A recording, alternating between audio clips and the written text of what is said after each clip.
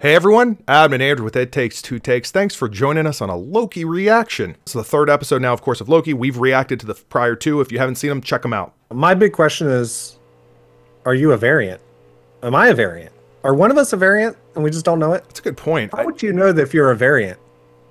You are now making me not trust anything I'm about to see in this episode. I'm just going to call it out now. I think most people watching this video already know what happened last week because it was only a week ago. So let's just jump into it. All right, let's do this. Episode 3. Okay, ask. How many people are guarding the timekeepers? Sorry, what?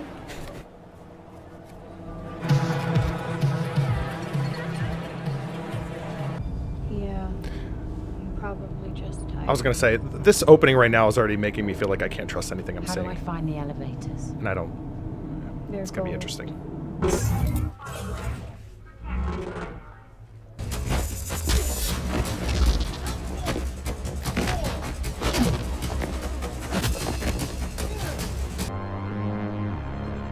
Oh, he's got his knives. Hey! Come any closer and I'll kill him. Go for it.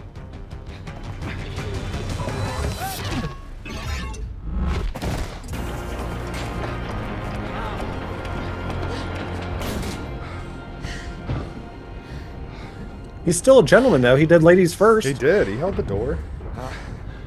I wonder if they shot this traditionally or if they ended up using the same tech that they used for Mandalorian. And Mandalorian, yeah, that's what my thought too. I feel like Mandalorian looked better when they were doing it though. This particular environment just feels a little too, I don't know. Stylistically, it's something about it just not blending well with me. I'm just checking the coupling, making sure it can Like it feels like they're on a sound stage, right?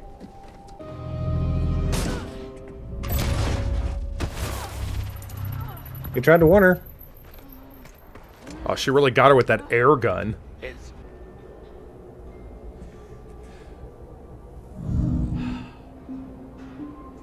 Oh, God. That's not going to go well. I can't imagine how it... It feels short-sighted. Patrice? Just going to shoot him because they've got problems. You're beautiful. Yeah. There it is. Train station's at the edge of town, but you'll never get a ticket. You'll never get a ticket. I don't see how that's possible, guy who just turned into my dead husband. Taking this one to Saru. Okay. And the tickets? Orders come from the top to get her on this train. Sir, this... Okay. Okay. Joint effort. Yep. If you had to choose between the two of their powers, which one would you choose? What am I trying to accomplish, Adam? Good evening, passengers. This could be a dark Just saying. conversation. I'm just saying. I think I would take traditional Loki's powers. I can't go back. Yeah, like there's the guile that Loki refers to, and then there's just taking over people's minds without their permission. We're just upstanding citizens, just good, morally sound people, clearly. Look at us. Oh, you're a bit tired. We would never use that ability to turn into someone else for nefarious reasons. Yeah, not while we're sitting here just reacting to a Disney Plus show, but, you know. You can't sleep on a train. If buttons are pushed, I may want her powers. Just saying. I mean, if I could have his, though, I could be reacting as anybody. I could be reacting as him then. Deepfake is... It's coming along nicely. We're not too far away from it. We'll get there. She was, We have to learn it first. We'll learn it when it's ready. Disney's not ready. We're not ready. She was good.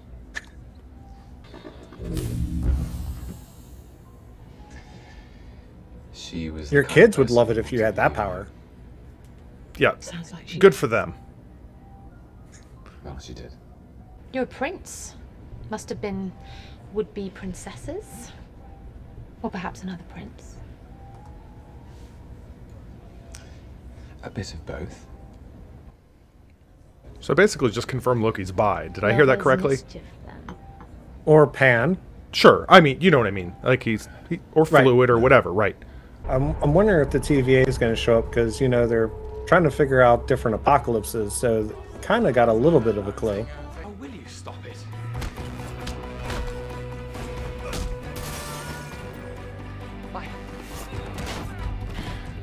I feel as though with these fight scenes in this episode, like the editing is a bit clunky. I don't know if you've caught that. Yeah. I feel like we're doing like multiple cuts just to show, like we did several cuts just to show a spin kick. I mean, maybe the choreography or the editing or both. I'm trying to figure it out. We haven't seen Owen Wilson yet, so is Morbius going to come and save them at this point, I wonder? Well, that's what I was saying earlier.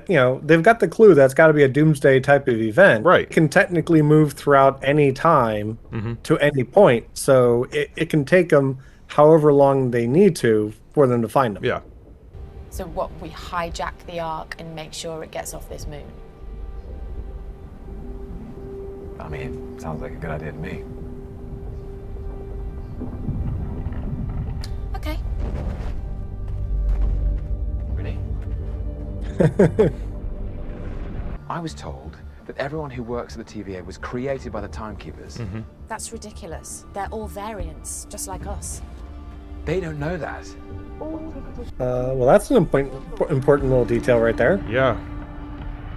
I mean, Morbius thinks that he has never been on a jet ski, and who knows, maybe he did jet ski a lot. now this whole set piece I actually really like. I'm digging this a little bit more. They're not going to get that arc, so that means the Timekeepers have to show up. Which, now that Loki knows what he does, if they do show up, that information will work towards his advantage.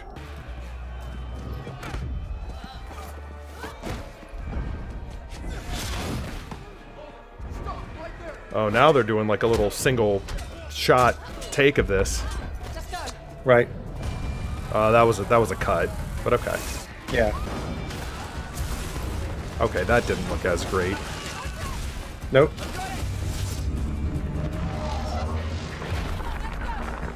That was an impressive skill. Yeah. Where did you get that power from?